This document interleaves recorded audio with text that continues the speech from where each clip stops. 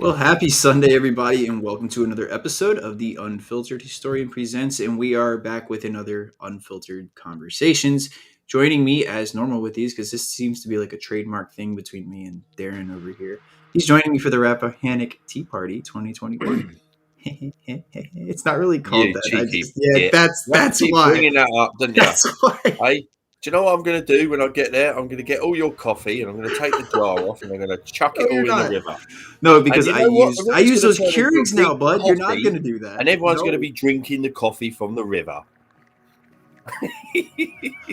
I wouldn't do that. No, I know you wouldn't. I Anyway, wouldn't good drink evening, sir. How from are that you? river. Good evening, my friend. I'm doing okay, actually. It's a week from your arrival here in Fredericksburg, man. I should probably say better than okay. Exceptionally well. I'm Oh, excited. I Very know. excited. It is like I'm like a kid at Christmas, you know. I mean, it is Christmas, but that's a bonus. I But know. That's what's yeah, with our weird design here. Like the Unfiltered Historian doesn't normally have a bunch of weird backgrounds. Actually, what am I saying? Yes, we do. But this one's different. It's a holiday background because happy holidays. it's the holidays. I love your accent. You're doing so well. You just make me want to throw more tea in the Rappahannock. Anyway, Anyways, guys, we're trying to get everybody on board and excited for this upcoming week because we have a lot in store for you. We know Monday, December 13th is our big Fredericksburg event. We have been working tirelessly to bring what's coming for you guys. Beyond excited just for some of the stuff Darren and I have planned for you, specifically on the 13th. And of course, we have stuff coming throughout the week, just at random times. We have our get together that Saturday at Rebellion Whiskey, which is not officially there. We're just all like, hey, we're going to gather here. And if we crawl to different places and try to do some stuff like at World's End, like, Darren has taught us. crawl being the optimum word. By the time we're finished with some of them guys, they will be crawling home. Let's And hope me not. I don't want included. anybody crawling home. It's a long way home from downtown, but Yeah, it's going to be yeah, great it to is. have Yeah, everybody together, some drinks and some conversations. yeah. So, like, we're looking Last thing forward you to that want on is anyone Saturday. being eaten by a bear. And I've already had my run in with a bear this year. I'm good. Yeah. Yeah, for sure. But it's again like really exciting to have everybody come together and really not celebrate a battle, but to remember and to gather as historians and talk about this and bring this story to life for a week and really highlight some of the trials and tribulations that the American people went through in 1862. You could arguably say the entire Civil War and even on later in the years with Fredericksburg. But just to be able to give this story some highlight is what I'm so excited to see happen. And Darren, thank you so much for coming all the way over to the United States for this. Like you get to be Oh, I in can't wait. Fredericksburg Yeah, I know. on the Can you day. It's imagine? dude, it's so exciting. Like Do you I'm know the best beyond thing that happy. can happen for me is we get up on the Monday morning and it's misty. There's such a good chance that it could be because You know, it's going to be because very early while we're up. We're not going to be a up lot of the late for this. accounts say that the mist was coming off the river on that morning. You know, Right. obviously it clears and it becomes quite a nice day, a clear day. But it's misty in the morning; you can't see nothing, Mm-mm. and that adds to the well. It's not magical, is it? But But it adds to the dissipates right misty. before the action Yeah, happens. It's kind of just very very evocative of just the entire because it spectacle. hangs over the battlefield, doesn't it, for a little while in the It morning? does. And I And mean, and as Frank O'Reilly says in his book so geniusly, he says that it was the unseasonable warmth, and as like little as that may sound, that's important because it plays into our geography and our terrain and just some of the features of the battle that we'll discuss further on the 13th. I don't want to give too much away because I mean I'm sure it's not like it's spoiler alert or anything. If you read history, no, you know the people Battle know of what's going to Fredericksburg, happen. Yeah. right? But I mean, there's just so much that we're going to talk about on the 13th. I don't want to waste all tonight talking about something that would be repeated on Monday, next Monday. That is, a week from today.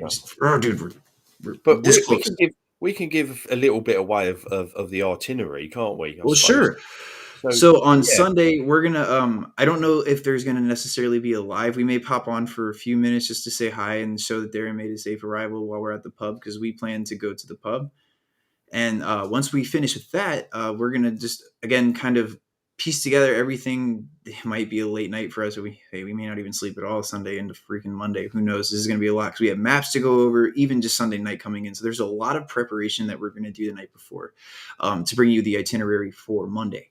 Now, Monday morning, the first thing is we're going to be at Chatham Manor as early as possible to try and capture the sense of the artillery, the pontoon crossings, a lot of the earlier phases of the battle on the 11th. So obviously, we're not going to be there for the 159th exact of the crossing. We're going to be there on the day of the battle because December 11th is when we have the actual crossings and some of the beginnings of Fredericksburg happening. So what I will do is my best on that day to bring you what I can from those locations if I can. So I will try my best to do what I can on the 159th morning of the 11th of December, which is again that opening phase of Fredericksburg. There may be a lot of written material put up, which is okay too. I hope you guys are understanding if it's just going to end up being written pieces or soldier accounts that are typed up. We've done that before, I think a year or two ago. So we'll try to implement something of that nature if I can't get out and do videos because, work is a thing, especially with the 2 days I have to take off to really focus on Fredericksburg. But again, drawing back to our itinerary from Chatham, we'll move into the southern aspect of the battle, the southern end of the battle, if you will. And we're going to talk about Jackson. We're going to talk about Prospect Hill. We're going to talk about Meade. We're going to talk about Gibbon. We're going to talk about Pelham. Just so much stuff covered there on the southern end that really needs to be highlighted even more so than it is. And then we'll bring ourselves after lunch into the town. We'll talk about some of the fighting on the streets on the 11th that I can't cover then. And we'll also walk our way up to the Sunken Road. And we'll finish with Marie's Heights. We'll take you guys to a spot on the swale that many folks never get to see. We'll see the infamous part, the actual wall that retains that's still here to give it the name Sunken Road, the wall that was there with the soldiers. We'll talk about that. And we'll talk about some of the human tolls that were taken during Fredericksburg, both when it comes to the lives of the men that fought there, the citizens themselves, and maybe just the country as a whole. I think there's a lot of deep conversations to be had about Fredericksburg, and I definitely want to try to highlight some of Oh, I them. mean, Fredericksburg's got many, many layers. And again, Very the much people so, that don't know, Fredericksburg goes back to the colonial era. So does there's indeed. a lot of history there. And of course, my favourite American historical figure, George Washington, his mother, she had a house she's got a house in Fredericksburg. And also there was a farm. Mhm. And part of that farm was they had a ferry crossing, I believe. And am I right in saying that their crossing was used as a point of crossing for crossing The at some point? relatively close to it. So Yeah. the middle crossing is in the general area of where Ferry Farm is. So I can take you to Ferry Farm, and you can see it for yourself and see kind of And, along that. But and of you'll be able to course, walk where the middle crossing's at. We can not you've got across, that but the famous story about is it the silver dollar? Is that right? it's a fabled story. I know it's That's a the only fabled reason I'm saying not story. yeah, but Yeah, that I that know. I is know it's not. claimed I'm to not. be across the Rappahannock. I know, but I'm not. I'm not saying it's a real.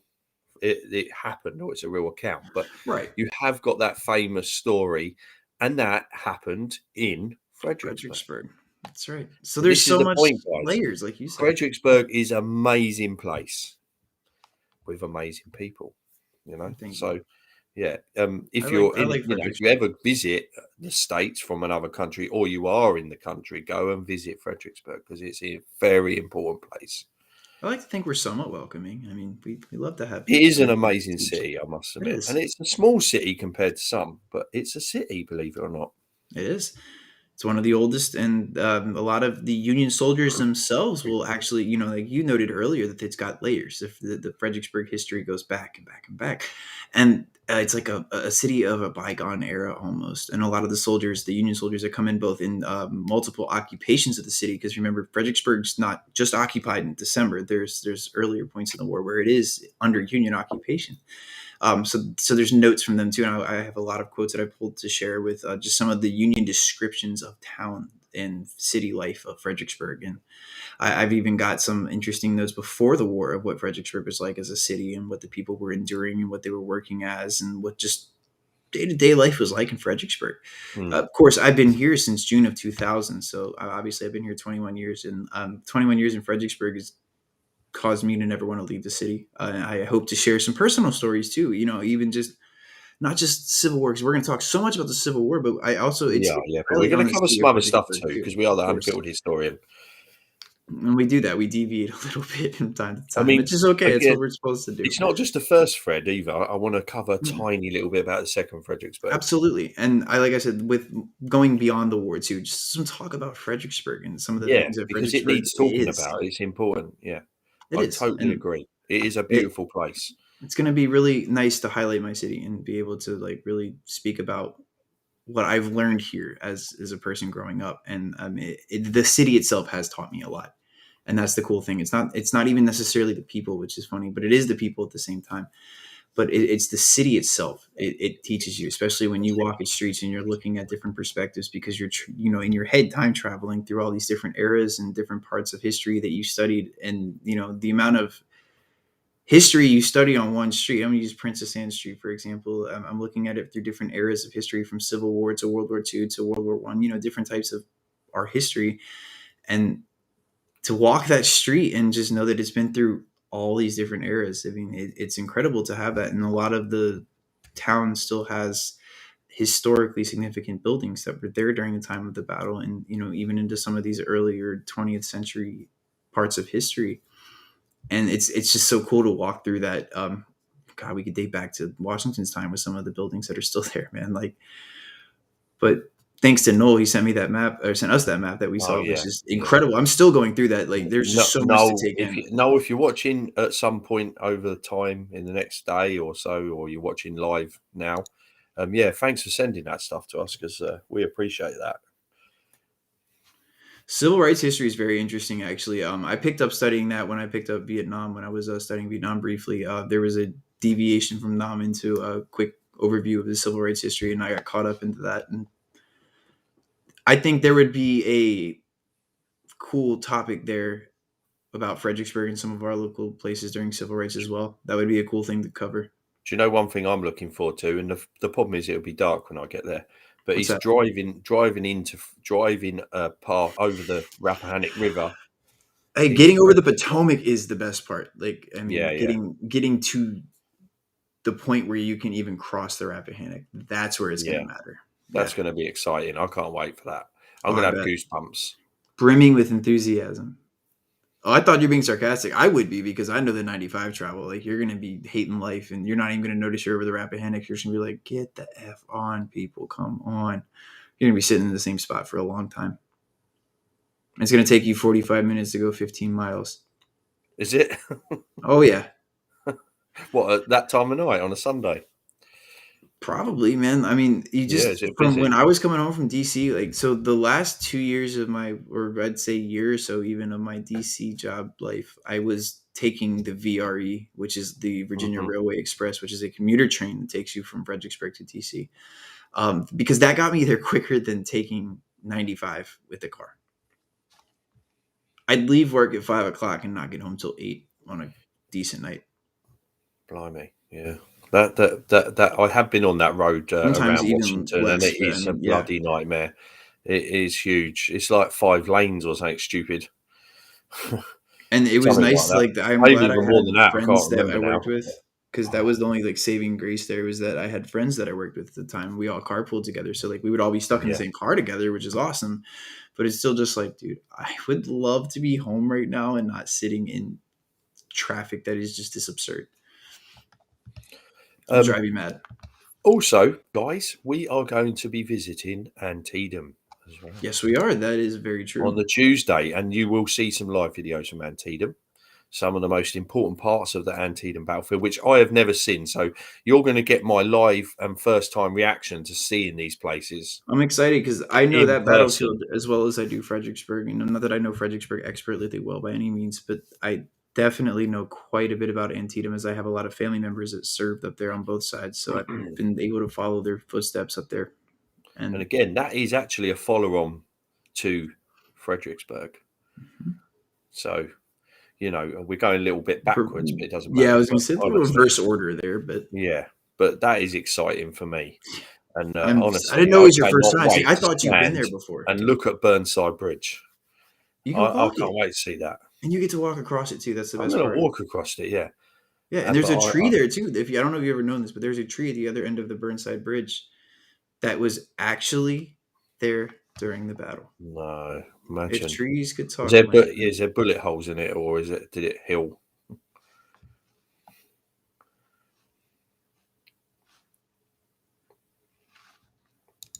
It is, and so what are you feeling like, Darren? Oh, I'm just excited. I'm like, honestly, I've got to work 6 more days yet. I don't want to. Yeah, I got some days to work too, but that's quite all right with me.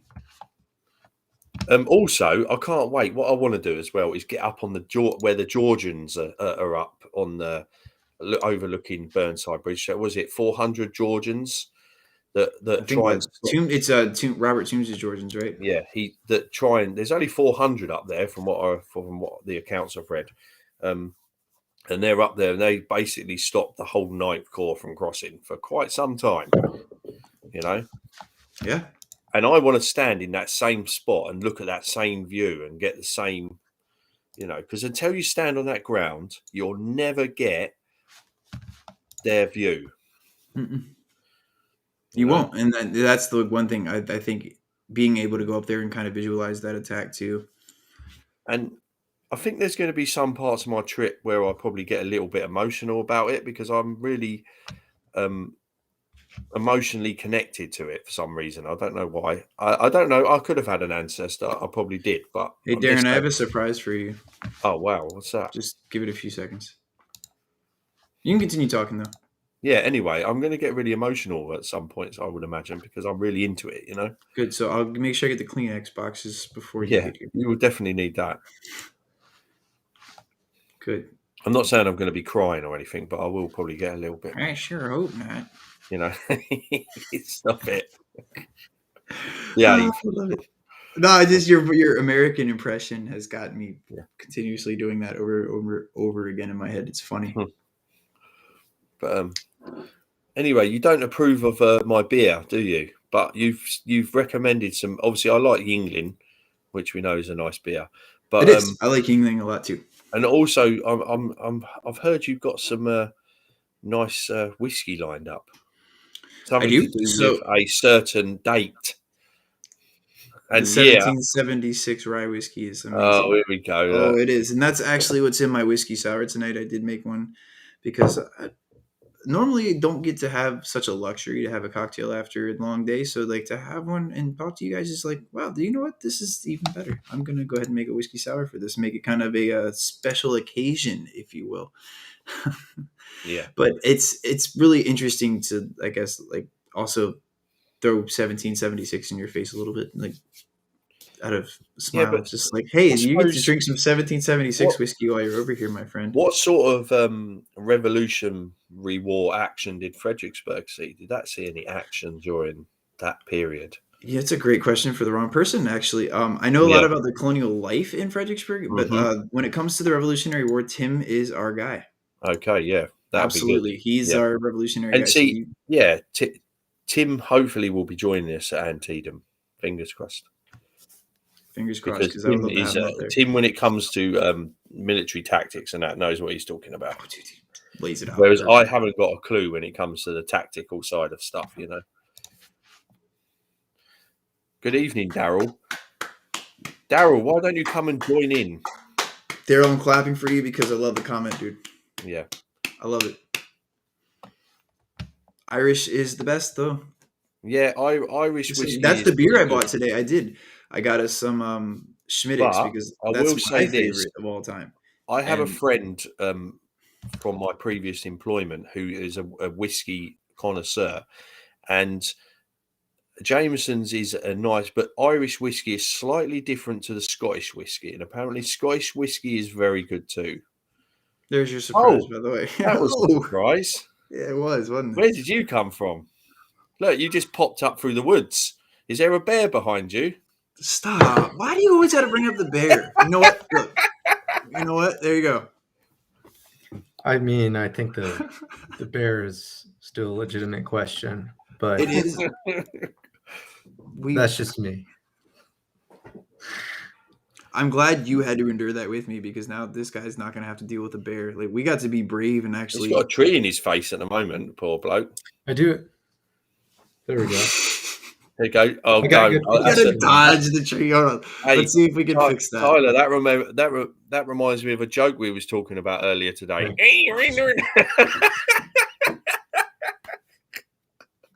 Anyway, Oh, yeah. that was funny. We have a lot of inside jokes at the Unfiltered, so you'll have to excuse us if we go off on a tangent for a minute on some random stuff. But we're so Nathan, we're talking about Fredericksburg. Of course, we're trying to do a little bit of like a build up to what we're going to be doing here in a week from today because this crazy guy, he's going to be arriving. Well, that's if I don't get robbed by the gangbangers when I get into your street. No, you're not. You're good. You're going to be good. What? Yeah.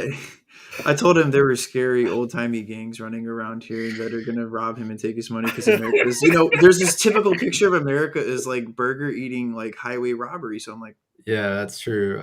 There's a gang. I hear there's a gang actually in Fredericksburg. They're Yeah. called the Lee Looters. I was gonna surprise me like it's Wilcox's boys. Okay, congratulations, they're Wilcox's coming to boys. raid your camp. Oh, Yeah. that's great, Nate. I love that. Well, Sorry, a little well bit of put. again inside history, guys. I'm sorry. That's funny. That is good. Darren, How you Well, feeling, Nate? Anyway, what have you been up to? Oh, I've been doing quite a bit of writing. I'm trying to finish up this draft on Sheridan's generalship out in the valley. So that's slowly coming together. And of course, I have comprehensive exams and whatever else. But sounds exhilarating. it's we could use a different word, but it's something close. I'm sure we could, but I was just it's let's after the supplement watershed. this You can word swear real now quick. if you want to. No, it's good, Darren. You're just amping him up. Why do you do that? No. Do you like, totally chaos or something? No wonder you want to do that. But I have to say this. Darren influenced me to do something. Because last time we talked about a book on the English Civil Wars, and he said that there's this book that is like the book. If you need to look anything up, it's really big. It's like 1,000 pages or something. Yeah. Okay. And so I ordered a big read, dude. I'm like, yeah, I'll get it. So I have that on. All right, you're gonna have to teach me how to make like these time management skills that you. I'm gonna have to get that book, and I'm gonna have to show everyone what it looks like. Wait there. The key is. Hey guys, we have another surprise. I'm so excited. Oh my gosh, this Unfiltered is just great tonight. But Tyler, I have to ask, how are you doing? How's Peachy? How's Fredericksburg? Fredericksburg is Fredericksburg. All good to report. We're about to get bombarded by a lot of cannons in a couple days, so we're the book I was biding our about. time. Look at this. Okay. Look at the size of this mother. Look. Yeah. The size of that mother. Now look, this is 885 pages long. Yeah, that's long. So it takes 200 pages to explain how the English Civil War started. I'm pretty sure Chernow would get excited if he saw that book. Dude, his grand book scares the hell out of me. Like, I want to read it so bad. But okay, I'm also the person that did break down and read Bud Robertson's 700-page Jackson book. Okay, but Bud Robertson was a good writer. And I'm not saying Chernow isn't, but I always enjoyed Robertson's work. Robertson's got some awesome writing. Dude. I mean, his Jackson biography is still, in my opinion, the standard for like a Civil War biography, in my opinion. But I think so too. And I'll tell you what, Donald Fonz's Yule. I have not read that, but add it to your to-do list and make it a priority on that to-do list if you want to understand some Yule stuff, especially with your Overland. Get into Yule a little bit because I think I'm also the guy that I read Hess's Braxton Bragg, and I'm going to be the daring person to say I sort of had like a sympathy. You made a face at me, and I knew it was coming. But I say, no, not you. He knows who I'm talking about. Yeah, he knows. Yeah, he knows exactly. Braxton Bragg is a very awkward individual. Let's put it that way. We know that, don't we? To say the least. Stop. Yes. But I will stick up for him. He's a very good administrator when he gets pulled back into Richmond. Okay, so now, all right. So you know my stance on Burnside, where I have this jump to defend. I'm still on the fence about jumping over and defending Bragg, No, don't defend him, Okay. please. but Hess did. Hess definitely did. Hess helped me revisit Bragg, if that makes any sense. Yes. And from what it From sounds somebody who like, doesn't know shit about Bragg either to start. Like, I mean, this is I coming in formulating a defense of Bragg like that. I I think don't know the if that's how I want to go hard about it, but I want to look at Bragg differently than everybody who just I goes in personally think critical. it's worth giving everybody a second chance. Oh, And reading. yeah, Off I mean, jump, if you though? absolutely. don't read their biography and you don't read That's the enough thing. about them, I'm you doing this can't off really jump. comment on them, can you? Really, when you No, think and about that's them, why I'm doing you've got this to give take. people Instead of some going time. Yeah, against his definitely. critics, I'm reading a favorable book on Bragg to start, which is normally frowned upon because it's just like, hmm but I want to take a different stance. I'm like, But okay, he's an everybody goes interesting into Bragg character, though. hating him. You know, he's one of the Exactly. characters of the Civil War. You know, So here's my, I guess say it's a hypothesis. Am I going to formulate a good opinion on Bragg so much so that it overwhelms me and I don't look at these other critical pieces on Bragg and agree with it? Or am I going to be able to separate the two? It's sort of a test to it, if you will. Like, can I come into this looking at a general that I know virtually nothing about? Can I understand him with a new favorable point of view almost? Because, I mean, let's face it, Hess does kind of write a defensible book on Bragg. Can I continue to carry a unbiased view on Braxton Bragg going into his more critical pieces? That's sort of what I want to do with this Braxton Bragg study. It's different. It's, you know, unconventional too, if you will, in my way of approaching studies. But at the end of the day, I'm getting the understanding that's, I think, necessary to make a proper judgment on the general. And again, I'm side sharing this. I'm not really there in the field able to make these decisions. So I'll never have that military aspect of this in my mind. But taking it as it is and reading books and being able to study what I can, I want to formulate that type of judgment, if that makes any sense. No, it does. From It'd my be cool to hear understanding, your opinion on it too, like my approach to yeah, this. I think that was a great biography, and all I've heard is really good stuff about that biography. Even I know critics of Hess himself have read that book, and they even say that's a really good book. You know, and from what I understood from the book, is Bragg, there's a lot of stuff out of his control. Right. At least that's how, you know, like I read it. Um, you know, and I understand like he dealt with some of the most difficult logistical issues, more so than Robert E. Lee or really anybody else for that matter, because he's going all the way in Kentucky, and it's like that's maintaining supply lines. well, they don't have any railroads that they can Right. depend on. Not But really. that, and also they You don't have know, any like good, I mean, good navigable no. rivers. They don't Well, have no, the Union basically take all the rivers at the beginning, don't they? They haven't got that. Yeah, nothing. They're Mm-hmm. basically out there on their own, really. And when you think about right. it, You might, maybe you might be able to come up with. I know there's still an argument out there, I guess, to be made. Like if the Confederacy should have focused more on a defense instead of attack. I know that I recognize that argument's still out there. So it just kind of depends if, you know, if you're one of those people, you might argue, well, maybe Bragg shouldn't have focused so much on the offensive, so on and so forth, whatever. Right. You know, but all that said, I mean, like, I think the point of that was it's like, well, at the end of the day, Bragg is still the victor of Chickamauga. I mean, he lost, you know, a lot of battles and he had some really good days, but he's still the victor of Chickamauga. And I don't think anyone can really take that away from him. So, you know, and he created a really difficult situation for the Union. I mean, it was a really, really tough position. well, yeah, he was in. You think he was in his position for nearly what was it, 2 and a bit years, maybe longer than that. Yeah, well, even his soldiers actually, and I was convinced of this, like the argument that his soldiers still wanted him to remain in command. I think Hess does a good job of really putting forward that argument. Right. You know, I think that there was some bitterness with other officers. But Oh, there's definitely bitterness, and when Longstreet comes over, Yeah. that really, really erupts. They don't. Yeah, I mean, Longstreet basically thinks, "Who is this guy? I'm Robert E. Lee's right hand man. I should do." You know what I mean? And he comes with that attitude, doesn't he?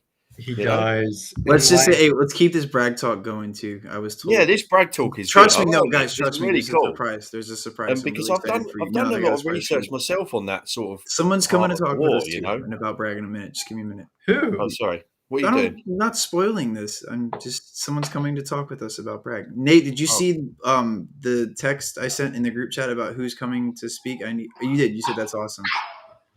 I Well, actually, I'm just gonna go ahead and drop it in the middle of the stream. We're gonna have someone who visited the Titanic this year on an expedition come and join us in the next couple of days on a live chat to talk about what it's like to visualize, lead an expedition like that underneath the like 2 miles of ocean, dude. Like oh god, I'm so excited. I'm not releasing anymore. Just know that if you've seen me studying the Titanic, there's a reason behind this like over obsession in the Titanic, and I can't wait to announce who's joining in 2022 to talk with us for a day, which is gonna go in the private chat right here. I want you guys to see their reactions because I haven't made it big yet, but we're confirmed, and I will let people see that in the chat because yeah, yeah, we'll talk, but yeah, so like we have a lot going on when it comes to this, and it's going to go beyond Titanic, and it's going to go into like multiple different shipwrecks. So well, I just got really excited, by the way. So yeah, anyway, dude, you should like we yeah. we got some cool stuff to talk about, and that's the best part about Unfiltered Historian, folks, is that we do talk a lot about the Civil War, but then we're going to do those tangents where we just kind of go off Um, on some other cool stuff. And I did want to ask you, please Tyler, do. though, because I'm curious the way, because I know we weren't able to meet that first day I came into Virginia at Fredericksburg. Um, I was wondering how you're going to actually give Darren a tour of the Fredericksburg battlefield. Where are you actually going to start with him? Like, was it a good idea that I started at Mary's Heights? It doesn't. Or, So with what I do is I like to adapt my tours with people. And that's one thing that I really love about our park is, with having so many battlefields and trying to learn how to disseminate that information, that will be something that stays with our visitor. That's a priority of ours. And that's why I love reading people like, Tilden and Freeman Tilden, that is, and his books on interpretation and trying to look at different approaches, and why I love experimenting with different types of interpretation and, starting something that haven't been done before. So it makes Mr. Oculio, Unfiltered Historian, whatever you want to call this, like really different, because that's all the unique things I've learned. And there's a reason I'm going on this tangent, I promise. But all those unique things I've learned from that park and studying Tilden, just like the approaches to interpretation, have really influenced that. And there's our surprise, gentlemen. We almost have a hey, full panel of good to Unfiltered see you, Tim. Historians tonight. good to Tim, see welcome you. aboard, brother. It's good to have you. I'm talking about interpretation really quickly before we go circle back to our brag talk, because him and I have gone back and forth many times about brag, and I love it. But with Darren's approach to a tour, since he's coming in and knows some stuff, I mean, I wouldn't say that you didn't come in for like knowing this, but he's like, I mean, cramming Fredericksburg right now. I would He's say going to I'm be doing live fairly videos. I don't even knowledgeable get on to it, give him a yeah, and I tour. know We're where I want to literally go and what I want to do. You know. right. We've got like minute 45 before we click a live button, and he's getting his tour that way. Like we're walking to our setup site, like, okay, this is what you've got for your information. So he's like prepping for that. So there's more of a navigable tour in that sense, because I know the sites that we're going to as an itinerary. With you, you came in and I had to do, okay, what are the tour sites that are going to stick with Nate on a whim? Because we were winging it, you know what I mean? Like we were just like, okay, let's just meet Prospect Hill, or let's just meet here, and that's perfectly fine. So that means for me is, okay, let's adapt to this tour now. I have a specific tour for each of those sites, or a specific memory source I can pull from. I'm like, okay, I know a lot about Hamilton's Crossing. If we're talking and going to Hamilton's Crossing, I will speak specifically on that. That's what I did for you. When we went to initially meet, we went to Slaughter Pen Farm first, or Marie's Height. Was it Marie's Height? I think we went to Slaughter Pen Farm first, didn't we? We did, Yeah, and so that was the first one. I started at Mary's Heights. Like Okay, the so yeah, first you day I got yourself in. started there, and that's Yeah. okay too, because with the way myself, I should say, not we, the way I go about giving tours, Marie's Heights isn't necessarily always my focus. And when I was doing the Sunken Road walking tours, I would more so focus on different parts of the battle and not go site specific. I wouldn't necessarily always focus on where we were at walking. I would really tie that tour into just an entirety of Fredericksburg, kind of crammed into 35 minutes, and then ending with, hey, this is what's happening where you're standing. Oh, I just heard another Badoo. Oh my gosh, man! Yes, come This on, is look, awesome. Look at this, this man. is an unfiltered historian party tonight. It is, guys. Holy crap, Daryl! Welcome, dude. Elf on the This is shelf. awesome. So yeah, that's kind of how we're gonna go about it. It's a last minute, like winging it, but also he's coming with so much information that we're going to these sites he already kind of knows, so I don't have to. And I'm glad you and I had the time to spend at Slaughter Pen because we got to dive Oh into yeah. John Gibbon a lot, and that's something that I don't get to do with many people. Tim and I have done that before. John Gibbon's definitely an underrated, very worthwhile study if you can, especially at Fredericksburg. Especially at Fredericksburg, and damn it if you just don't reinforce those numbers and those lines that actually have success. We learn a lesson from that. Poor Mead. Yes, I know. Poor Mead. Well, let's let Tim and Daryl start speaking because us three, we do this a lot. These guys need to speak. We don't get them on often. Oh, Tim, yeah, how's everything going? What's going on in your world? Let's talk some Civil War, man. It's good.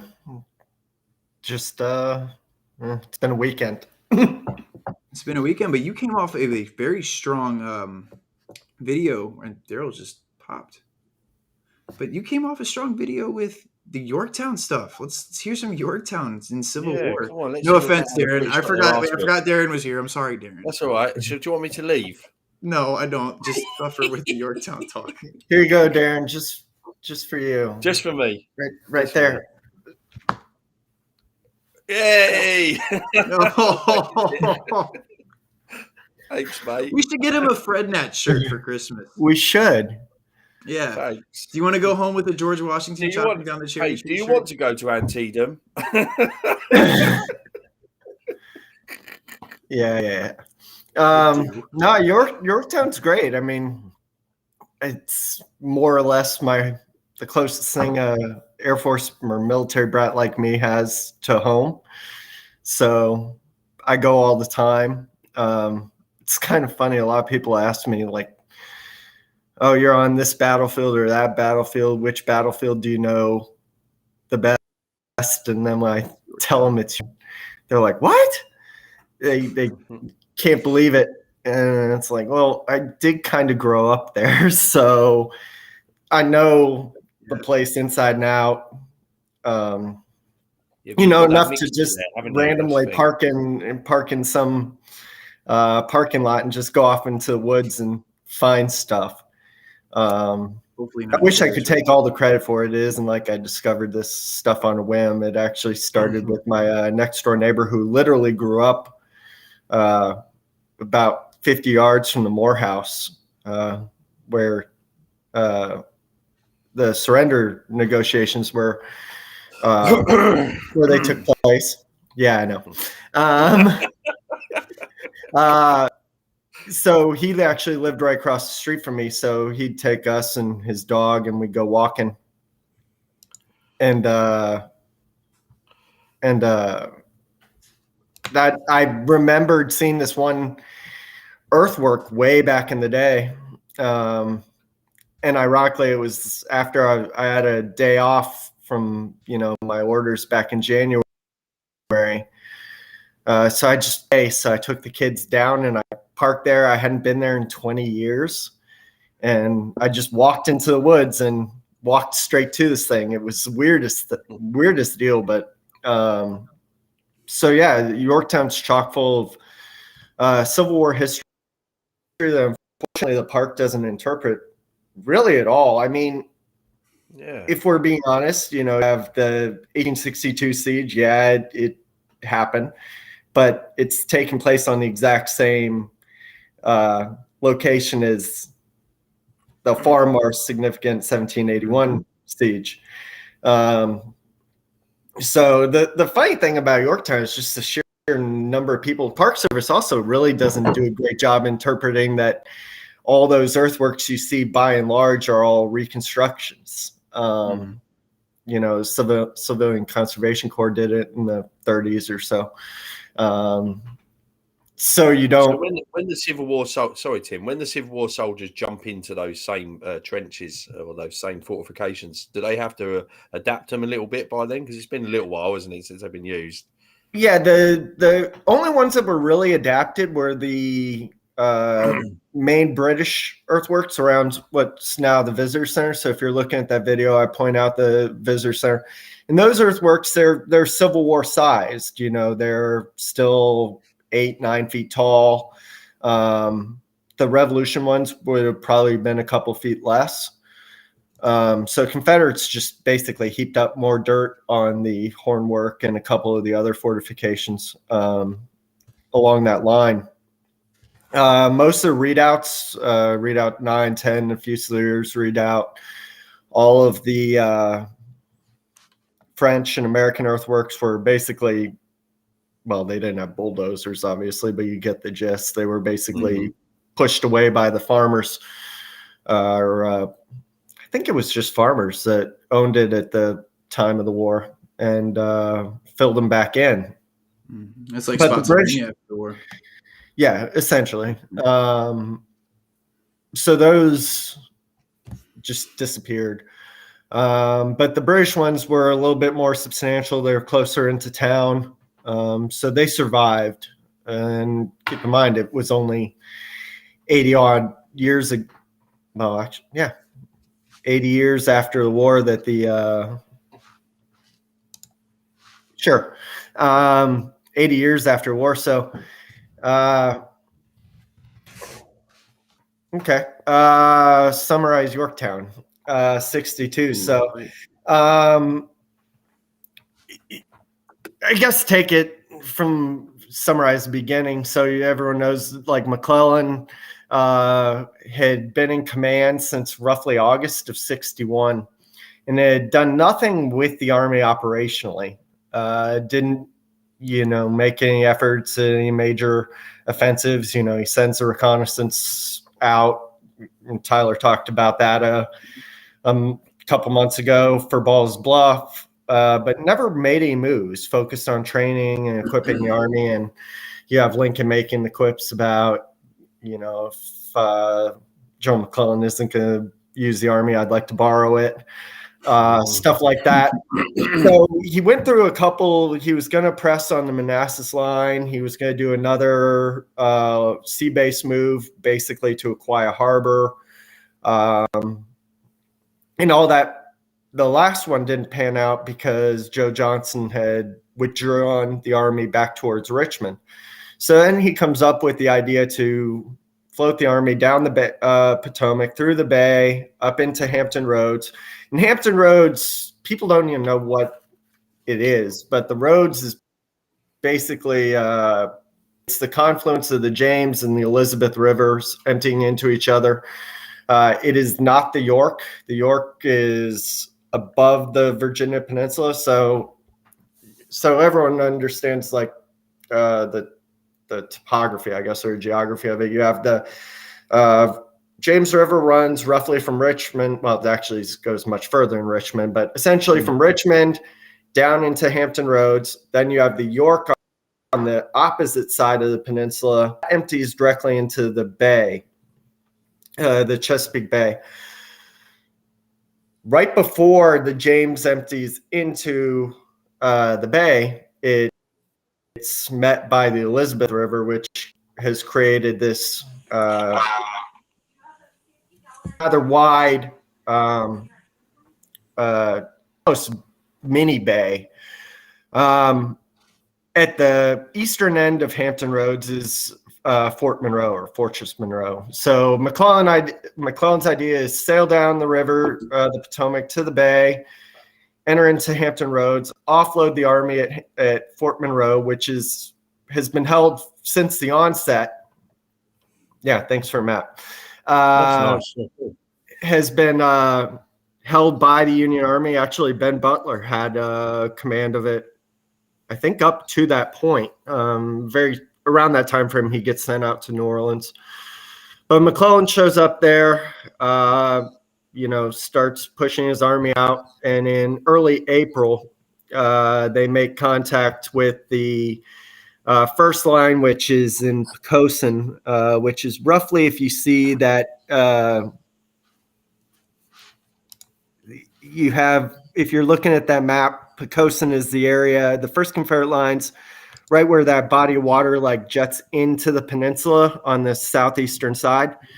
That's where they initially make contact with the first line, which quickly falls back to the second line, which stretches across the peninsula roughly from Jamestown, which is that island peninsula looking thing off to the left-hand side, if you zoom in, and stretches all the way to Yorktown.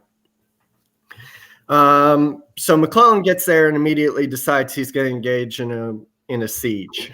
So he's going to wait to pull up the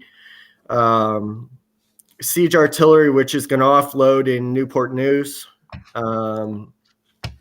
But so his troops, the Corps, I think who has all the Corps at that time? Heinzelman has the third. Sumner has the second Corps. Fitzjohn Porter the fifth. The first Corps is under McDowell and is hanging up at Fredericksburg at that point. And fourth Corps is Erasmus Keys. So all these Corps basically start stretching out to oppose the Confederate line, stretching again from Jamestown across the peninsula to Yorktown. All the while, the siege artillery is coming up through Hampton Roads, offloading in Newport News, and it will then be hauled across these very shoddy roads. And it's spring in Virginia, so it's extraordinarily wet. So it takes a month for them to build the fortifications, the batteries. I think there's 15 batteries that they set up.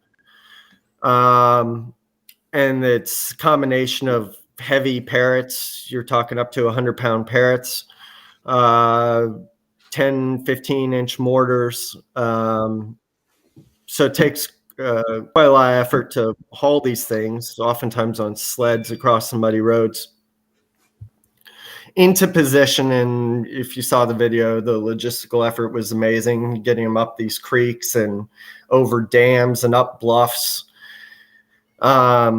into location. All the while, the only combat as we think of it that's occurring are basically, it's a sharpshooters war. So you have Berdan sharpshooters, and then you have Hood's Texans basically engaging in a sniper war.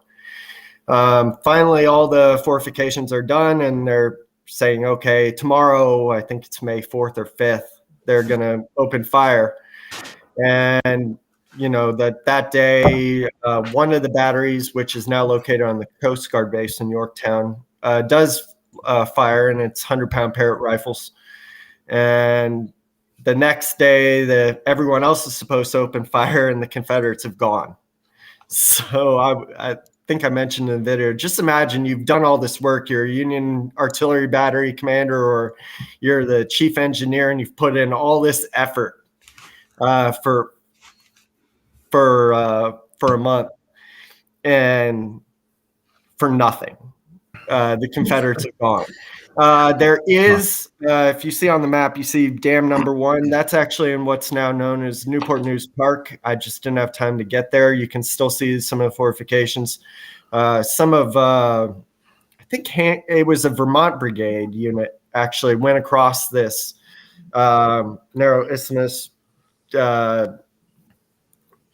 did the waited a little bit and made penetration there, dam number 1, but they were, McClellan didn't authorize a full-scale attack, so the Confederates were able to, as often happened throughout the war, generate consolidate reinforcements there and quickly push the Vermonters out. That was the only major assault that took place during what's known as the Siege of Yorktown, even though it's about 5 miles away. So. But then the Confederates fall back to Williamsburg. There's essentially rear guard action there, and that's where Hancock gets his nickname, the Superb. Also, Joe Hooker does a pretty darn good job at Williamsburg.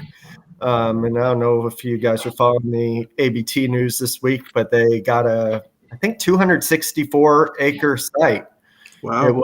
So the battlefield is growing, and it's been growing for years. What's the Confederates' idea of pulling out of Yorktown? Is it just to protect Richmond? Is that what Joe Johnson wants?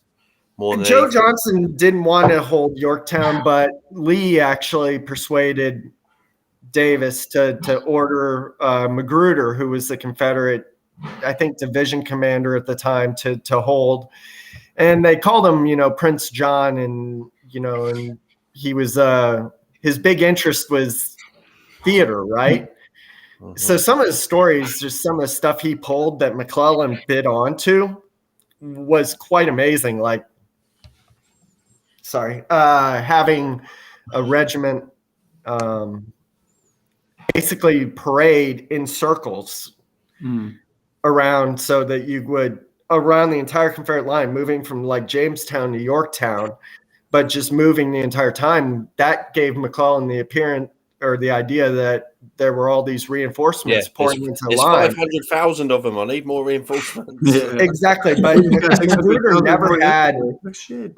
I don't think Magruder Hang on a was minute, he's got the ever same jacket on again. right. Well, Only I the don't British think had more. Magruder was ever outnumbered by less than 5-1. So it was just an That's the insane frustrating overbalance. with McClellan. He's so frustrating, isn't he? You want to strangle the bloke. If you was Lincoln, you'd get him, wouldn't you, and strangle him. Come on, mate, fucking move. We've got more coming in, mate. Come on. Sorry. You want to No, strangle? you're good. You get very passionate about McClellan. No, Yeah. Well, anyway, do you know what? I want to bring up McClellan because I read something once that he made Lincoln wait downstairs while he was laying in bed. Is that right? Have you ever heard about that? He I can did. believe it. Oh, He actually So did. it's- He didn't make him wait. I think Lincoln sent someone to fetch him, and Okay, yeah. basically McClellan was like, "Nah, I'm sick," and Yeah.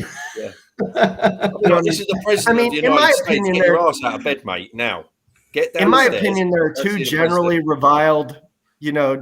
generally reviled figures in Civil War history who have justly, not that they had no Henry redeeming virtue, Henry Halleck. that have deserved every ounce of it. And I've not read anything that's ever changed my mind. One is McClellan, and the other one is, wait for it, Halleck. Braxton Bragg. Yeah. Thing about Party pooper. Lincoln They waiting did stop to laughing. that also had to do with when Lincoln said he wanted to borrow the army for a bit. Yeah. Right. It does have a lot to do with that. But I think Halleck's worse than Bragg. Can we all agree? Yeah, with that, I don't like please? Halleck at come all. on. That's I mean, fair. Henry Halleck's number 2. And Braxton Bragg. He's an absolute turd, isn't he? I think he's in terms of the three, I think he may very well be like the worst human being of the three, but I'll tell you what, Halleck was a really, really good chief of staff in '64. Yeah. Now, I will say Yeah, I this. know what you mean. Yeah. He was when Early started heading to Washington D.C. The best that Halleck could do was get out The of best class that and start Halleck could drinking. do. You started your argument. The best that Halleck could do.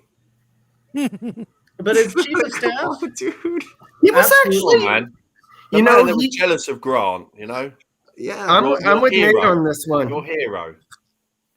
I'm with Nate on this one. I'm not saying he's wrong, but I mean, it makes me laugh that he had to say the best that Halleck could do. I'm just pointing that out. Like, let's hold on to that. Like, that's something, okay? You know, I they tell all people- have their strong suits, basically in that chief of staff, chief of staff role. Halleck's good. To be honest, actually all three would have essentially been great Is this chiefs of Halleck's staff. gold star for effort, Nate? yeah, I mean, That's what sure. I'm. It's I just mean, A for if you effort. look at Grant's papers, most of them in '64 and '65 are going to Halleck. I mean, that's just the case. You know what? Can I bring one massive point in? Do you know what the Confederates' please. one of their biggest problems is that Jefferson Davis keeps changing his staff all the time. Yeah, And you don't see that with Lincoln, do you? He keeps the same cabinet all the time, yeah. Early They war, keep we copying do. and changing, and that causes a problem, doesn't it? Because Well, look at you've early got war. The you've got changes no- in Lincoln's cabinet. You know what I'm trying to say? If you keep changing them, and then somebody else comes in with a new idea, and those ideas never worked, because Well, they I think kept you bring a changing point too, everyone all the because look time. at the Union record when Lincoln's sort of going through that cabinet issue, compared to Jefferson Davis too, and later the war, you're getting sort of the same result from both armies. Well, let's be honest here. And Nate and I are both Grant guys. Everyone knows this, so let's not go there. But let's be real. I'm not gonna say a word. Winfield- I know. We're not Winfield worthy. Scott had the We're war. not worthy. Winfield Scott had winning strategy from the get-go. I like Scott. Hey, I have Yeah. never. I don't attack Scott at all. No, don't attack him. It's not his fault he couldn't get on his horse. But the reality is no person at that time that was in a level of command to do anything about it was able to carry out that plan. So you can't really blame Scott for that. It took 2 years for them to figure. Plan, didn't they? That's it. End of. Hey, Darren, feel free to just call him fat. I mean, if you really I don't want to do offend that. anybody, because there might be someone fat watching that gets offended, like me. I'm fat, so I got offended. Offended myself. But yeah, they had to lift him on his horse, didn't they? Okay, Can can imagine? we all agree that if there was any battle that at least I would have participated in, it would be at First Corinth with Halleck, because I know I would feel very safe moving at that rate. I'll second that. Making sure that they're already falling back. I feel like I'd have a pretty good chance of living. Just saying, throwing that out. Corinth? Yeah. Well, I wish I were a fly on the wall so I could look at Grant's reaction and actually just look at the evil eyes I imagine him giving Halleck when he says that he says for days, they're pulling out. And Halleck's like, no, they're being reinforced. And then it turns out they were gone, and you can just see Grant going like this. Yeah. What are you doing, bro? Might be. I mean, in his head, I'm sure he's giving him the finger. Oh my god. Daryl, what do you have to say? Halleck he wouldn't make a decision. How many times? So he was supposed to be Lincoln's advisor. And Lincoln would say, hey, what should I do? And he would give some vague, non-committal, not advice.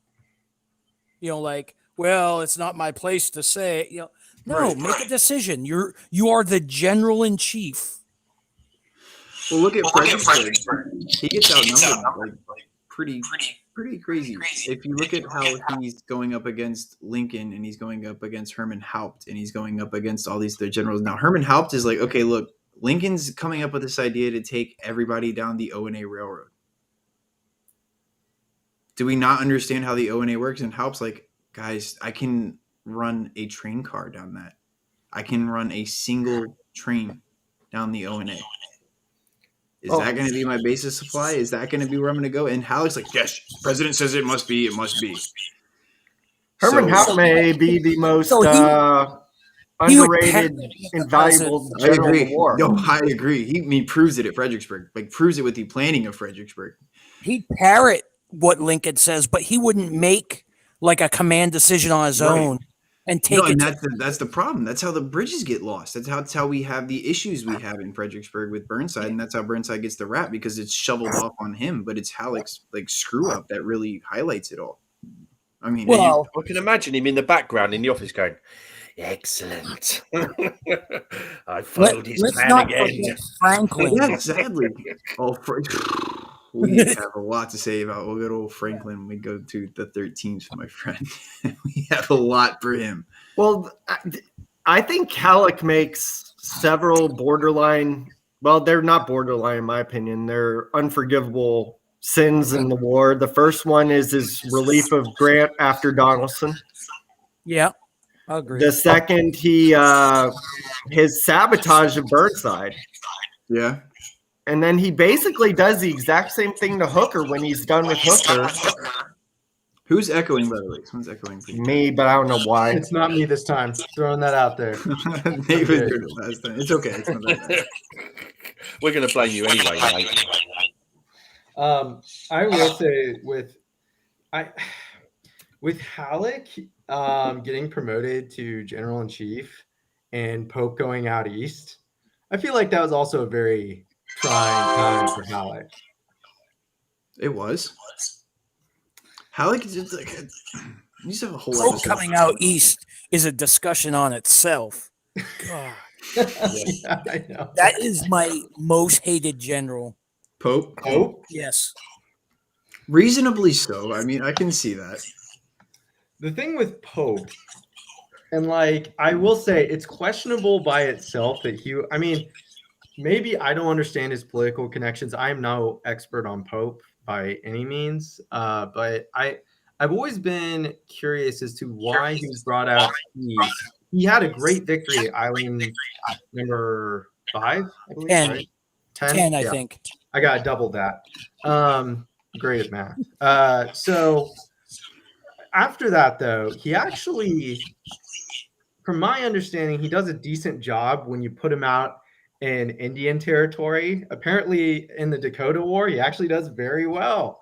And he still maintains a really good relationship, I know, with Grant. But yeah, look, Pope, not only does he botch it, but everyone calls Chancellorsville Lee's greatest, victory, but really that title I should think go to second Second Bull Run. was. Oh, second- you just both agreed. There we go. Yeah. Because so Pope alienated all He says almost 3. Hold every on. one of his generals except I agree. for McDowell. That's Just 3. in his the way he acted and the way he treated them and talked down like, oh, you guys don't know how to fight. And he had one battle that he won, and it wasn't a ginormous battle. No. And he had the And help then- of the Navy as well. I mean, it's not like it was Grant on a boat, man. I remember that. all him kind of victory. But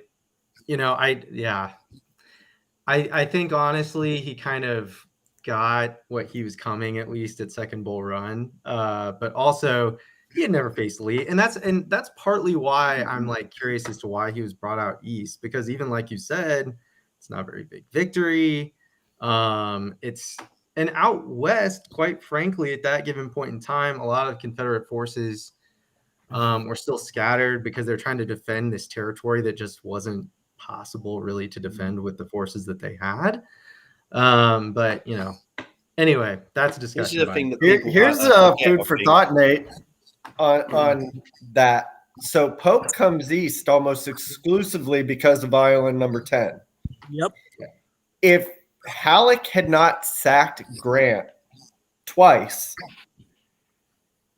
would that have been Grant ordered east in 62? That is an interesting That is question. a very good question. Keep in mind, I'm predicating on if Halleck had not sacked Grant and allowed his reputation to be sullied. But Because I think people Grant forget, would have- like, I think Grant would have come to the, rose to the top anyway because he's just a good general. But yeah, Yeah. I think just imagine what would happen though if he he'd come in, if he'd taken that army in 62. I've also heard the argument though, as well. And, I think it is a good question. Grant, and I'm not saying I agree or disagree with this argument, but an argument out there says, well, Grant needed that experience before coming out to face Robert E. Lee. Mm-hmm. If he would have faced him anytime before 64, he most likely would have lost. I don't know if I agree with that. I told Chris Mikowski one time, and this is just the way that I view Grant. But, I don't know if you guys ever saw that documentary about like Michael Jordan or whatever. Really good documentary. But there was a scene in it where they were interviewing a basketball player that had played Michael Jordan one-on-one, and when Michael Jordan was very young. And in that interview, he said something to the effect like, I knew at the beginning of that match that I was better, but by the end, Jordan was better than me. And so, I kind of view Grant in that way, where it's like, as soon as like Grant latches onto a general, he like just somehow instinctively like learns how to be better than them. But that's my own case. So there's always like a bit of a learning curve, and then he just adapts to it. But No, I like that. You know, so the only thing I don't like about Grant, and you might disagree with me, is once you upset him, that's it. And that's okay. And you like, know what I mean? So old Rosecrans upsets him, and that's it. They're done. They don't get on after that. That's it. And there's You're other getting into examples a as very well. I can't think of them right now, but you know what I'm trying to say? I was laughing. I was like, Rosecrans got brought up. I will say this. You're not wrong. Grant did hold grudges. And, you know, but I've always said, like, a lot of generals have done this. Grant was able to do it more like under the radar. He was able to do it more tactfully, without a lot of notice for the most part. But look, Napoleon did that all the time. I mean, he would push his marshals to the side if they messed up. I mean, it was a common thing that generals did. Even Clausewitz said that a military genius is opportunistic. And I'm not saying that's a good quality, but I'm saying it's not surprising that Grant would have done that. So, you know, with that said, it's sorry about that. So, with that said, it's with Rosecrans, I don't feel much of anything for, because Rosecrans was just as awful to Grant. And I'm not saying Grant shouldn't I agree. Yeah, apologize, like he shouldn't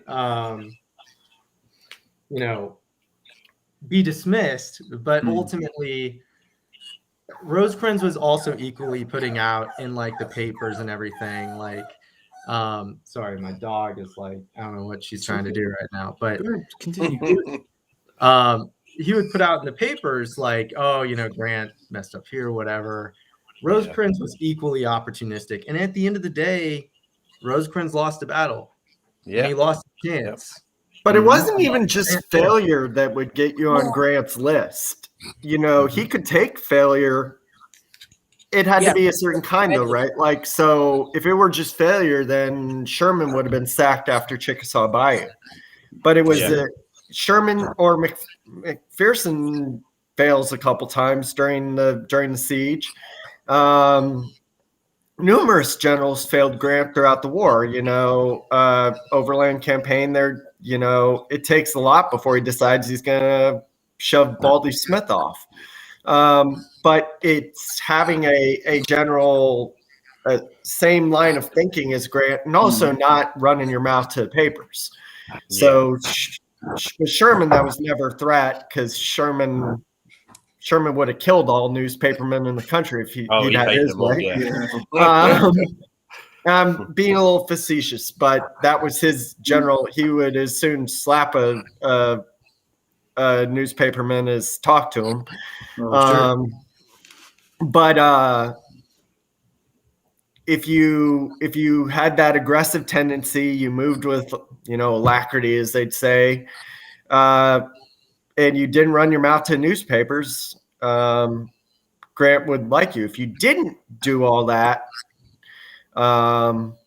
you were in for a world of hurt, unless you had political connections like McClernand. And, you know, it took a lot for Grant to finally be able to get rid of him. And McClernand, his political connections only went so far. There was only one general that was able to redeem himself, and that was Lew Wallace. And he gave, you know, and I know that we don't see much of Lew Wallace after Monocacy. But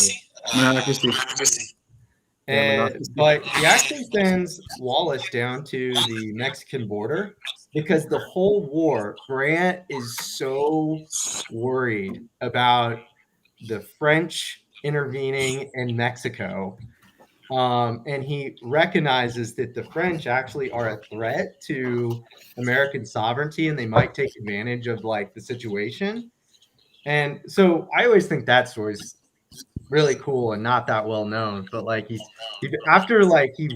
almost immediately after the war is won, he sends Sheridan down to the border with like, I think eventually he has like 30,000 men, and he's ready to like march Sheridan into like Mexico City if he has to. And he like writes to all these like Mexican diplomats, and they're writing back saying, we're okay with you coming in, but once you're in, who's going to get rid of the Americans? Mm-hmm. And Grant's like, no, don't worry, we'll leave. So have you heard the line of thinking, Nate, that the anti-Grant argument that he was a warmonger because of that? They don't look at Grant's earlier stuff showing that he's concerned about it. They just look at the Sheridan episode and be like, oh, look, Grant finishes one war and he's immediately trying to start a new one.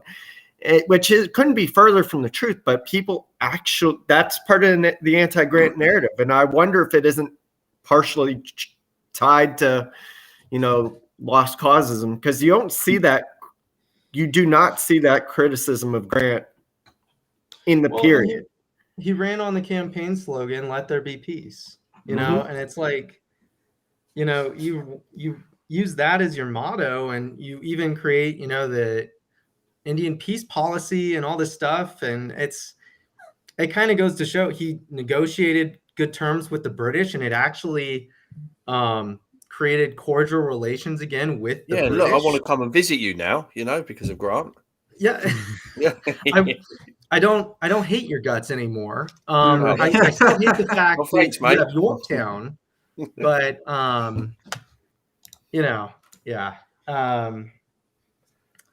it's just all these weird connections to everything. It just kind of it's interesting to me. And that's, guys, we're talking some good stuff tonight here on Unfiltered. Yeah, we have almost a full panel. Like this is incredible. I'm really excited to have you guys a part of the conversations that are happening right now. We are amping ourselves up for Fredericksburg 159, which is next week.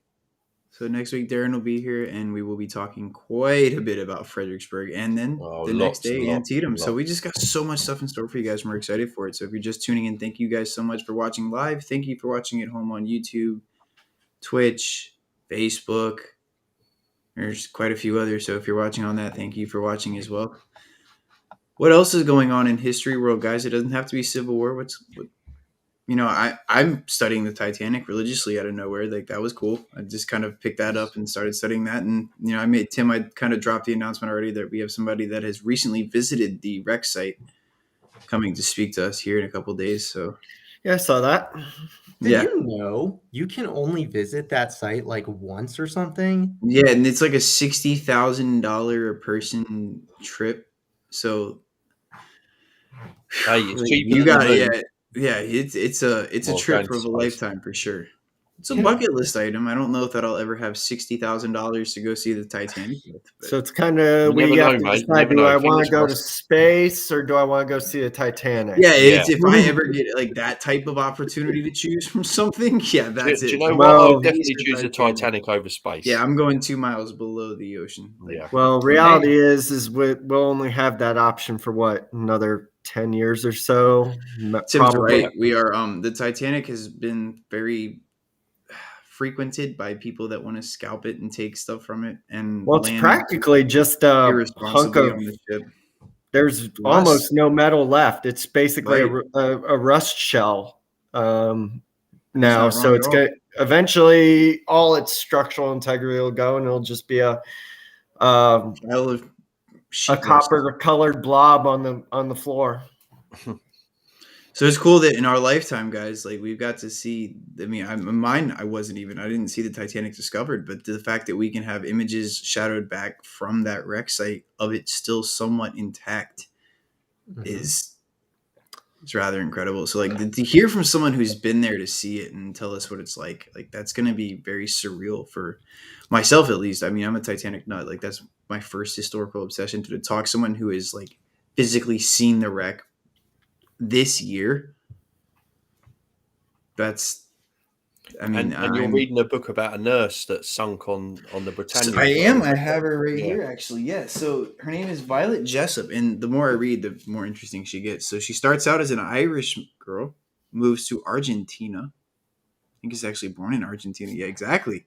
Goes to England as a nurse, will be on the Titanic, and then fatefully the Britannic as well when that sinks as a nurse. So it's also it dives into World War I. So basically, if she gets on the ship, guys, get off.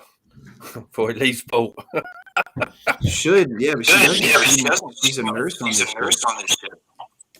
And as she's nursing and, you know, caring for both ships, she's sinking with the Britannic. She's sinking with the Titanic. So she's telling us these two different stories of two ships that go down. And there's stark differences, even though the ships are sisters. But she's sinking on two sister ships, which I think is like pretty damn cool. That's uncanny. Yeah, like, and but What are Tim the brought to my chances? attention more so Don't about ask her to buy Lightoller you a story. lottery ticket. And Darren, I don't know if you've heard of Lightoller, but Tim, do you want to share a little bit about Lightoller? Because you told me quite a bit about him, and that was absolutely fascinating. And I want you. Yeah, to he had very interesting. So he was like the second officer. So you had the captain, and then you had Murdoch, the guy who shot himself, and then you had Lightoller, and he was the senior officer to survive the wreck. Mm-hmm. He was strictly enforcing the women and children on the lifeboats. So he survives the wreck. World War I starts. He gets or right before World War I, he gets a Royal Navy Reserve Commission. And during the war, he's given a ship and sinks a U-boat. Hell of a record. Prior to that, he actually defended the White Star Line in the inquiries. And then right after World War I, the White Star Line canned him. So appreciation. Right. He goes on to have a pretty fruitful career and then retires and buys himself a yacht. And in 1940, he's actually one of the major vessels pulling British soldiers out of Dunkirk. So he was, he sunk a U-boat, World War I, evacuated people off Dunkirk or out of Dunkirk, and survived the Titanic. So he's a badass. That's something I'd love to discuss one day. Is Dunkirk? Well, we're going to, because 2022. You know we're what? Really try to The whole British Army was on that beach that day. 200,000 men. If they'd have got obliterated, we'd have been completely effed. I have to say, They got them boys home, we would have been absolutely knackered. By the way, I have to say just one thing, and that is, I think Winston Churchill is like a badass. Winston Churchill is there are so probably many one of times the when I most was in the iconic Capitol, men I of the went by 20th his century. bust. Like, Yeah, I mean, 100%. and every day I would have to go past Winston Churchill's bust in the Capitol, and it was just like, it is such an honor to see his face in the Capitol. In actual fact, I don't know whether you know this, guys, but he had a fascination about the American Civil War.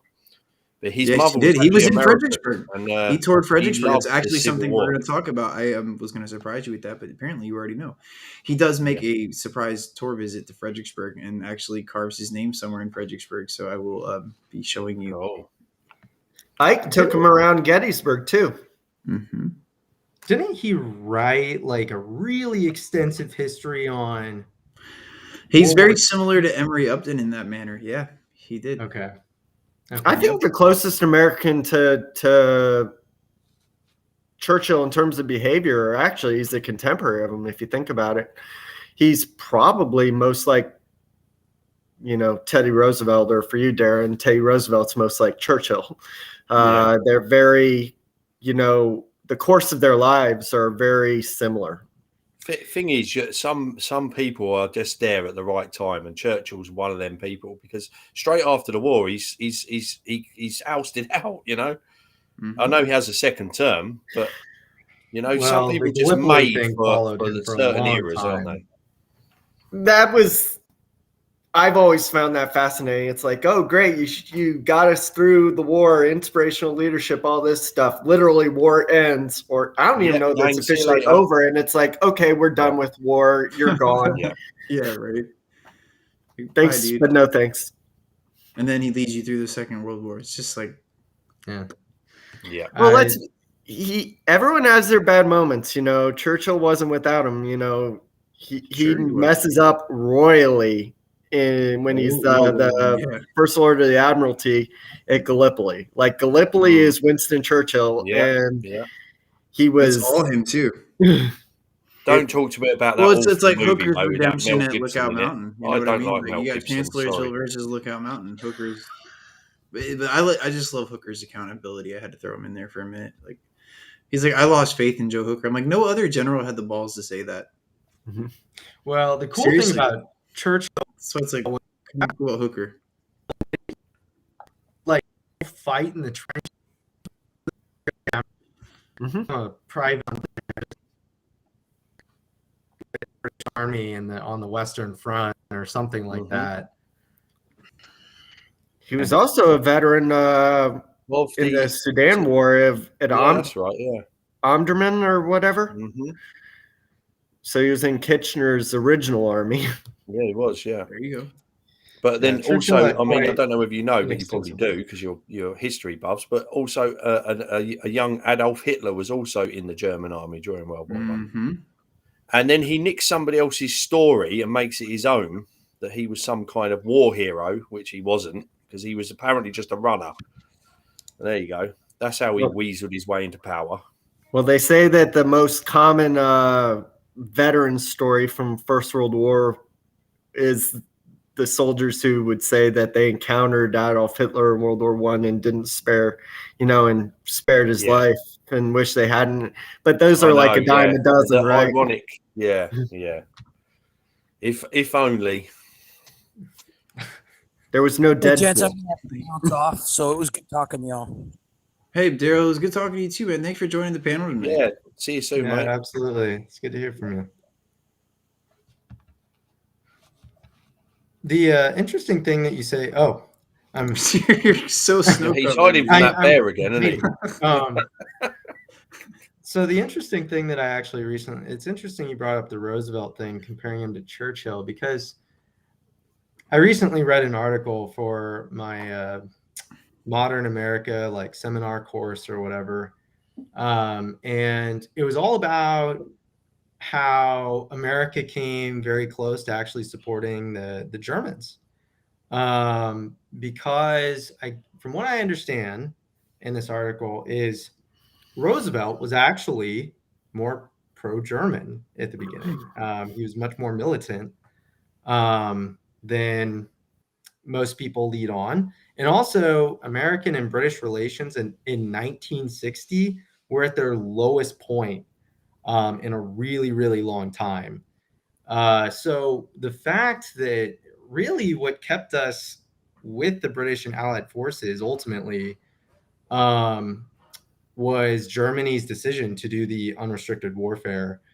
Because if they hadn't done that, there is a large question actually looms if the United States would have actually joined the Allied powers or eventually the Central Powers. So I just find that pretty interesting that you brought up Roosevelt. I want to bring up one point. I want to ask three Americans. Why do you think you guys were so reluctant to join World War II at first? Was it the fact that you just thought that you didn't want to get involved in another European war like World War I? I don't understand. I can understand why. Obviously, you do get involved eventually. But we're talking forced into it, but you were talking two, right? Nate was talking one. Yeah. Sorry, I was mentioning World War I there. No, and by the way, this actually relates to both. And that is, there's a really good book out there. It's called For the Common Defense. It's a wonderful book on American military heritage. Mm-hmm. And it really talks about the fact that the culture in the United States has always been this fear of big government. And that was a big reason why there's the revolution and everything else, because the colonists were just very, very suspicious of everybody. Especially the government, and the fact that Britain neglected the colonies for so long, so on and so forth. There was this large debate about should we just have militias or a standing army? A standing army might threaten, a government. And by the way, that was actually something that even, they dealt with in the 19th century before the Civil War.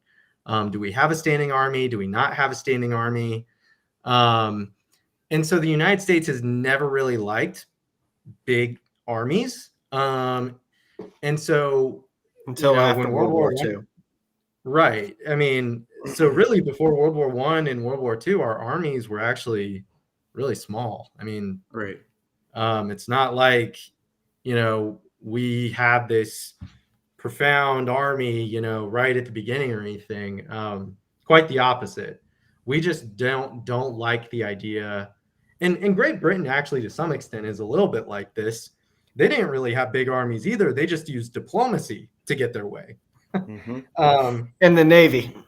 And the Navy. And they had their Navy. Which until was really, until really we start powerful. seeing those ironclads appear, and then they start, oh dear. Yeah.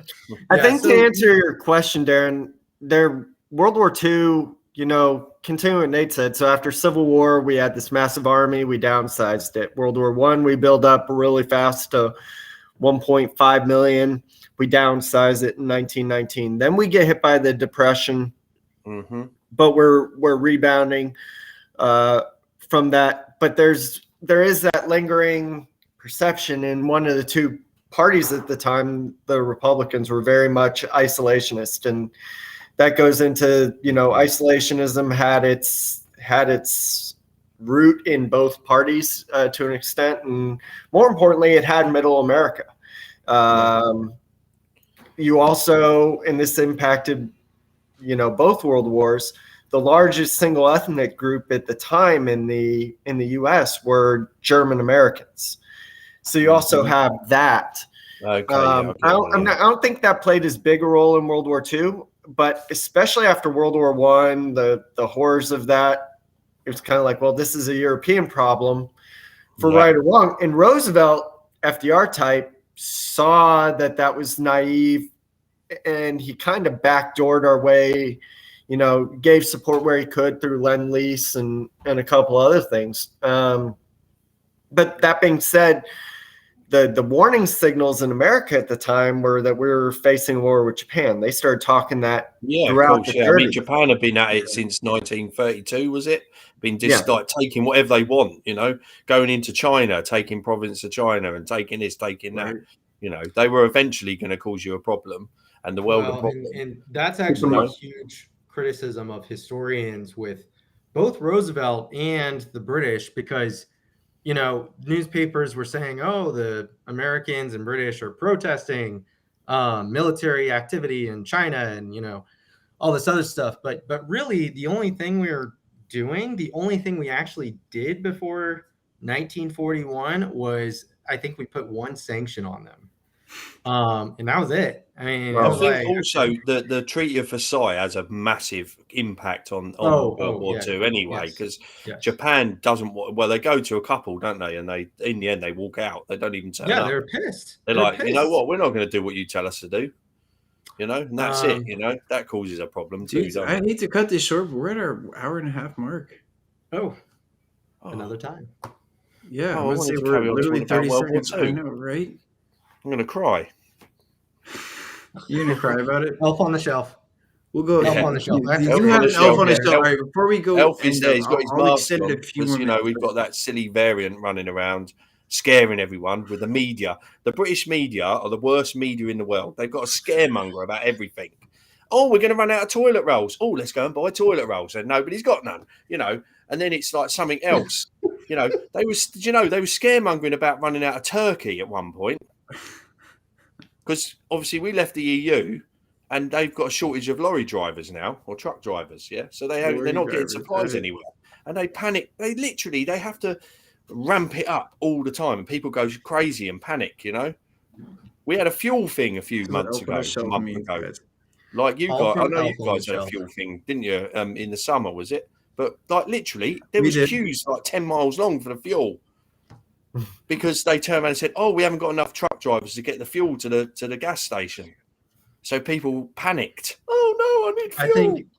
I think my last comment is this, and I think at the end of each session we need to do a Darren rant. Yeah, sorry, that was a little rant. So I'll stop now. We need to do no, you're fine. I like it. It's just funny. It pisses me off. You know, you don't, like, somebody was driving in there. They only needed 1 bar of fuel. What do you need that for? You only drive 10 minutes to work. Jesus. I like your idea though. My closing thoughts are just at this. Like, Darren, I can't wait to see you in person, dude, because we're gonna throw so much tea in the water. I want to talk about World War II again. No, we've killed me now, and I've killed you. Look, way to make me feel guilty. Talk about the Eastern Front, because that's so interesting. We can go live. Like the guys. Russians are just fucking relentless. They're just right. You know what? We've got millions and millions of men. We're just going to keep chucking men at it. There we go. This is Darren, guys. I swear. And also, can I just point out, Yes, we would not no, have won go ahead. World War II without American backing. I will say Thank you. that. We needed your infrastructure because we didn't have, we were getting destroyed. Infrastructure is a funny word. Do you know, right the now. only saving grace for Great Britain was the English Channel. That's it. If we didn't have the English Channel, we were done. Dude, I swear, guys, this is raw. This is unfiltered. This is what we do. Gentlemen, stick around I'm for a telling few you now, seconds boys, so we we're having a World War II discussion again soon. I'm really into that. Obviously, Darren is enforcing a World War II discussion. But anyway, right, just while I've got three Americans, can I just say, Yes, you can say whatever. like Britain was involved in World War II because when they make a movie about World War II, Britain's not there. Right. And it pisses me off. Brothers, they act like we're really posh. Oh, hello, old chap. Oh, yes, the enemy's over there. You go and deal with them. No. What would we do without Didn't you see Band of Brothers? You guys are there. You got the tank Yeah. driver that gets himself blown up. Yeah, that's it. He goes, I can't bloody shoot it if I can't bloody see him. And he's posh again. No, he's not posh. He's from the East End of London. He talks like a pikey. You know, Monty makes his appearance in Patton too. Monty, he's such a prat, he is, isn't he? He You upsets are not everyone, satisfied with I can just keep poking, you know, if you want. Yeah. Please do. Yeah, I'll let yeah, it go for both. that. Like, No, but actually, saying that, Band of Brothers was mostly filmed in the UK, and also Band of Brothers has got mostly British actors. True. that's Very true. yeah, but they don't have a lot of TV. But yeah, there. that is one of my favourite programs ever. And I don't know about you guys, but when those boys are talking at the beginning of the TV program, it actually gets you emotional. It does. I'm not laughing at you, Darren. I promise. Gets a lump. No, I know, but it gets a lump in my throat every time when they talk because they're real Yeah, guys. you're okay. They're real people. And if you ever watch the documentaries on the DVD, it's amazing. They go back to Bastogne and stuff. That's really cool. It is. All from Elf on the Shelf. I have nothing left to I say. know. I really don't. I'm with you on the Anyway, on the show. I stop can't stop poking the laughing. bear. Sorry. Thanks, Darren. That was a traumatic experience for Nate and I. All right, we were like, "Yo, this thing is like, I know you're here. I know you're walking in my woods. It's not a fun experience, okay?" Just like, hey, I want the bear. slow your heartbeat down so the bear doesn't effing hear it, and just start Yeah. walking. Just go this way. Tim, have you ever had any close shaves with wildlife? Oh yeah. That's a Yeah. very interesting way to put that, but Yeah. Oh yeah. All right. Like if you're With on your own, you the must have mama nerves, bear you must shit and yourself. cubs. Oh, Really? Oh, And my girlfriend at the time, now wife, were hiking up a mountain and there was a mama bear and her cubs. And I'm like, ooh, look at that. And my wife's like, yeah, Nate. Me, as long you know as our she didn't reaction tell rate. you that, you know, she just has to be faster than you, then, you know. I'm you're- sorry. that's I was it, just yeah. telling you the truth, dude. I may have opened my mouth and I said, "I hope you're fast." yeah. well, you know the old adage, right? In dealing with Yeah. bears, it's like if it's brown, lie down. If it's black, fight back. Unless you're, but what they don't tell you on that is that if it's a mama bear, it doesn't really matter what No, color you're it just is because you're dead. Yeah, you're not living. That's why I told him, I was like, I hope we don't see any cubs, because if we do, I hope I'm faster than you. We were, that's all we kept talking about the way back. like, I hope you're fast. Please. Yeah, I hope you're run. fast. Yeah, please run. Well, 'Cause that's me knackered then because I'm. If you see fucking me take off, just follow in my foot. Just follow. Well, at Do least what I do. Darren's Like, coming run in it. though in a winter. He wouldn't have, you know, when you go out to Slaughter Pen Yeah, and Farm, you you know won't what? have to deal with the various species of Jake we have. Yeah, Around. that's also very true. There's a lot of snake around, buddy. I thought you said Jake's. He And did I was say Yeah, like, it's like how many species of Jakes Jake. do we Yeah. have in the Nobody wild? likes Rattlesnakes, copperheads, Jake the snake Jake the around. snake. Jake the Snake Roberts pops out. We the have mystery weird bag. Virginia humor over here. Chucks it Okay, at you. 6 minutes over our end time. That's okay. I'm Oh. not complaining. It was a It's great. been I've so actually much been fun. tail whipped or bit by a copperhead at Slaughter Yeah. Pen Okay. Farm. Yeah. I don't give a crap about this time anymore. Tim, tell him about the tail whipping of the copperhead. or it bit me. So I'm wearing boots. I'm out with my kids at Solar Pen Farm because I live right. It's literally out to my front door. And so we're down by the wood line on down by railroad tracks, the swamp area. And we're about to walk back up the hill. Next thing I hear, I know, feel this whapping feel. And I see the tail of Copperhead going off into the corn stalks. I flipped out because there's literally nothing that I hate more than snakes. I'm like totally like Indiana Jones about it. You know, the whole I hate snakes, Jacques. I hate them. You know, I'm like that. But yeah, that's the only major wildlife encounter I've had on a Civil War battlefield that was negative, unless you count ticks. That's different animal. Yeah, we've had our fun with those. Well, guys, thank you all so much for joining tonight. This was an awesome episode of Unfiltered Presents. Yeah, it was, and we got so many topics. Sorry about my little rant about the British media at the end. Don't apologize. It makes us No, you're good.